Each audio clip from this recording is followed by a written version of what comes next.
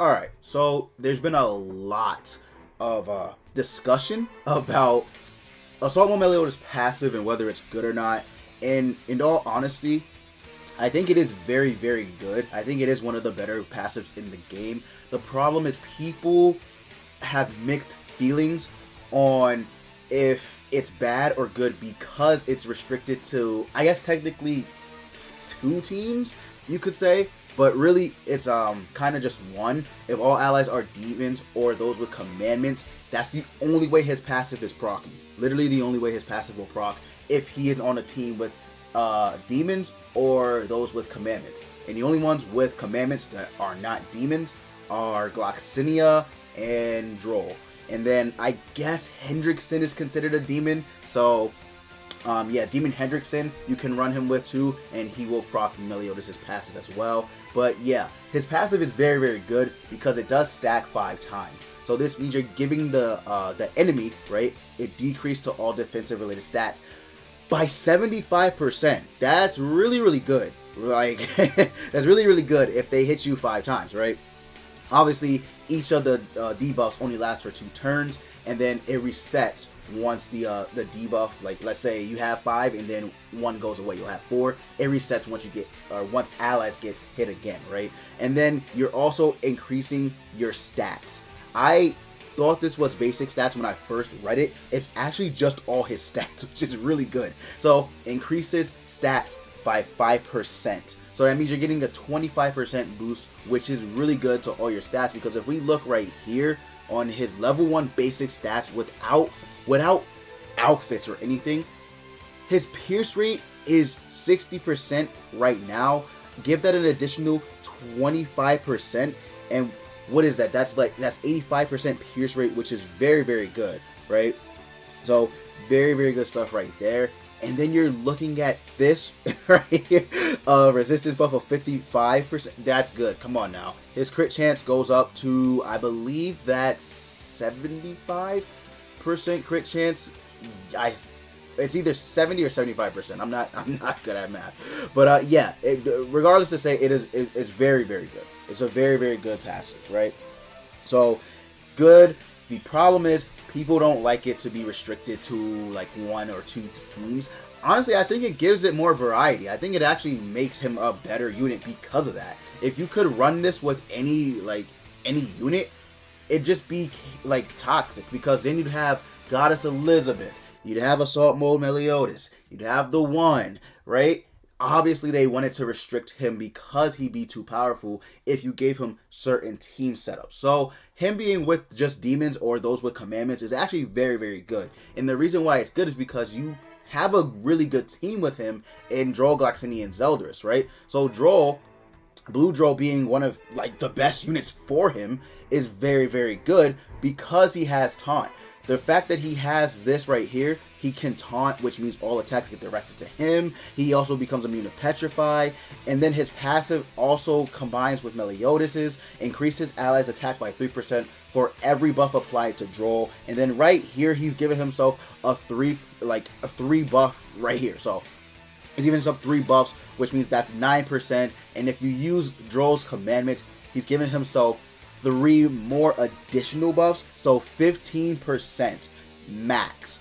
15% max you give Meliodas. That's very big considering he is an attack centered unit. He's a DPS unit, right? So you're gonna want him to have the most attack and the most damage output possible. So Droll's a very good partner with him in that regard. He also can petrify, which is like just icing on the cake, because if you are fighting an enemy who's, I don't know, very strong or something, you can just petrify them. So that's just icing on the cake, which is very, very good. So keep in mind, Droll is pretty much his best partner in the game. So very, very good. Again, you can run him because he has a commandment. He is a giant, but he has a commandment. So very clutch right there. Gloxinia is another unit that's very good with him. But the reason why Gloxinia is good for him is because he has this skill. His skill 2 is a recovery skill. On rank 1, it removes debuffs from all allies, which is very, very good, right? So the fact that he can remove debuffs on rank 1 is very, very clutch. And then he also heals on rank 2, rank 3 he also heals again. But on rank 3 he grants debuff immunity. So you can't be debuffed when you use his rank 3. So really you do want to aim for rank 3 heal, but rank 2 and rank 1 are pretty much all you're pretty much going to see. So that's still good though. That's still really, really good because you can legit just remove any debuffs off of him with this skill. Okay, you can get cucked if the enemy is running someone who disables recovery skills. Then you have a problem because now he can't use this because obviously, you know, his recovery skills are still are sealed. But his skill 1 is good because he can himself, I think it's called blockade. I think Global's version is called blockade, right? So you can inflict blockade on the enemies, literally all enemies, right? Only allowing them to use rank 1 skills, which is crazy. That's actually really, really crazy, right? So the fact that they can't use rank 2 or rank 3 skills is very, very big. Now, the only unfortunate thing is that recovery disable skills, at least all the ones I see, they are all on rank 1. So that's the only unfortunate thing. Actually, here, let me check. I can check because I'm pretty sure all of them are though. Let me see. Although I am pretty sure. We'll go to disable healing skills, right? Pretty sure. We can check just Arthur. Pretty sure it is rank 1.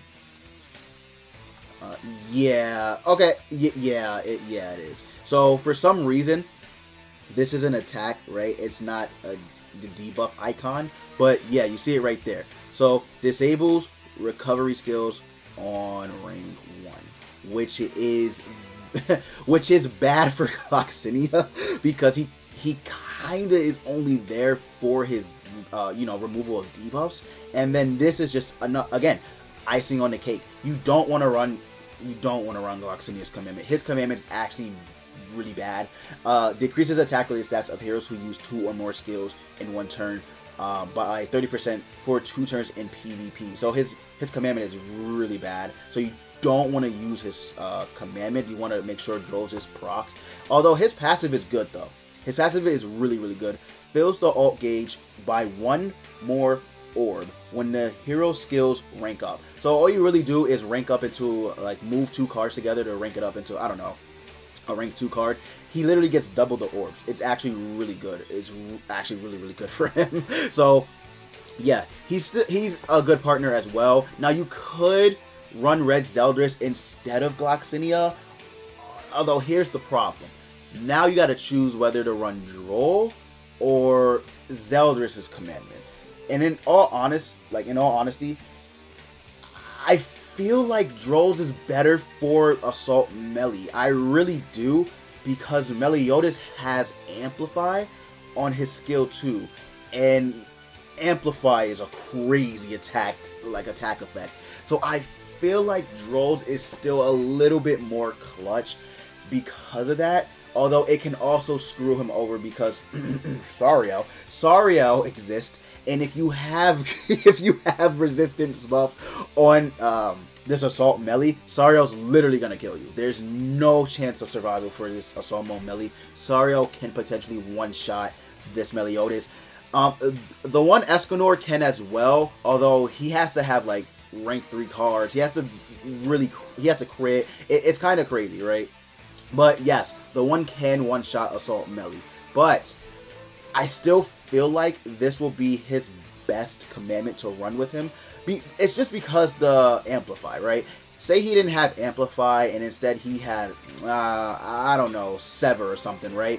Then obviously you're going to want to run Zeldris' commandment. But since he does have Amplify, you pretty much do want to have Droll, since all you really got to do is take damage, and Assault Meli's passive works on all allies taking damage.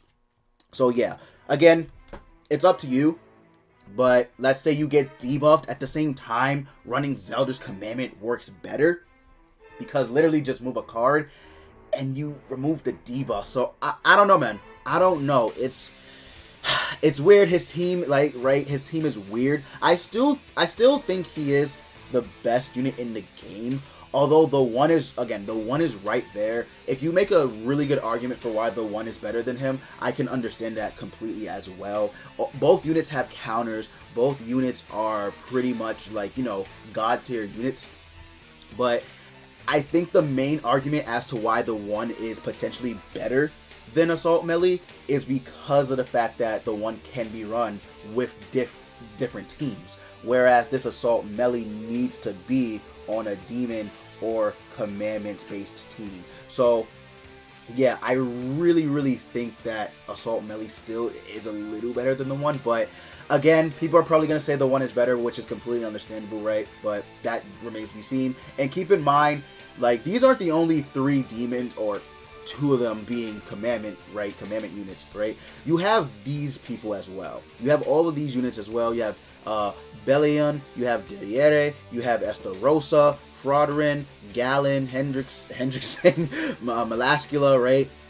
Monspeet. So keep in mind that you could, you know, experiment a little bit, but again, the more time passes, the more demons we're gonna get as well. So yeah, I'm just saying this is probably gonna be the 3 main units you're gonna want to run, right? And keep in mind too, Zeldris on the back as a sub works. So increases allies' basic stats by 6% for each ally or enemy with a commandment.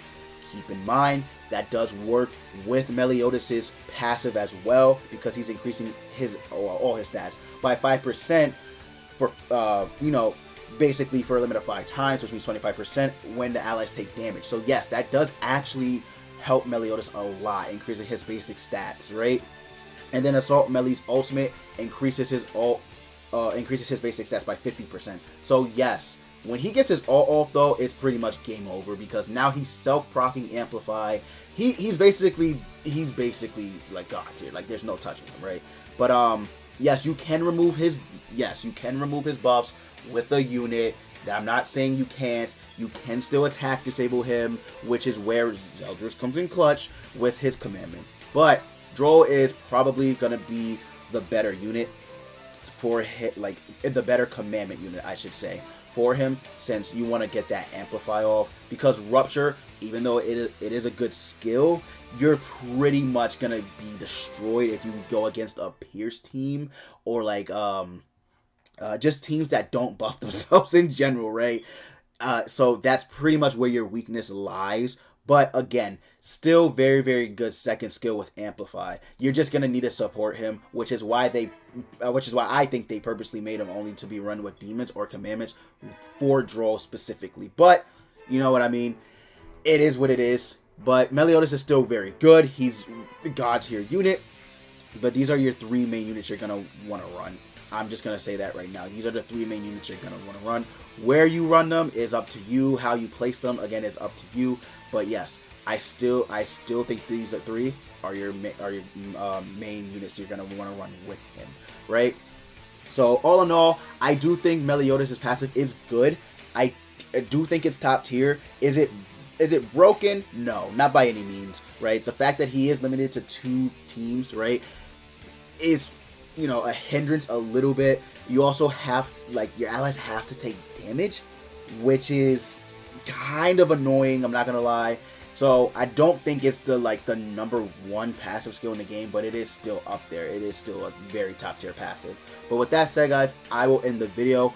Hopefully you all enjoy. If you did, consider leaving a like, comment, and subscribe. Let me know your thoughts down in the comments below. Do you think Assault Meli's passive is bad? Do you think it's good? Do you think it's top tier, broken, yada yada yada? Let me know in the comments below. But with that said, guys, I will see you all in the next video.